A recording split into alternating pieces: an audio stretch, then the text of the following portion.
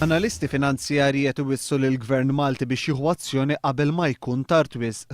Lorenz Zammit, id-direttur tal-Misko u strateġista fil-kampanji elettorali tal-Partit Nazzjonalista, wissa lill-Gvern biex jieħu lezzjoni mill-kriżi finanzjarja ta' pajjiżi oħra u jaġixxi qabel ma jkun tard wisq. Dwar dan il-Prim Ministru Lorenz Gonzi u l-Ministru tal-Finanzi Tonio Fenek għandhom opinjonijiet kontrastanti.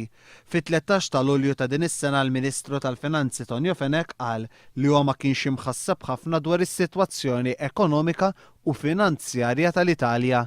Imma jumejn ilu l-Prim Ministru Lorenz Gonzi qal li s-sitwazzjoni finanzjarja tal-Unjoni Ewropea hija inkwetanti ħafna minħabba s-sitwazzjoni ta' Spanja u l-Italja.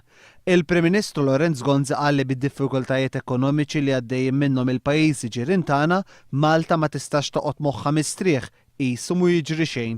Huwa qal li fost il-miżuri li jistgħu jtaffu s-sitwazzjoni hemm il-passi maqbula mill-mexxejja tal-Unjoni Ewropea ġimagħtejn ilu.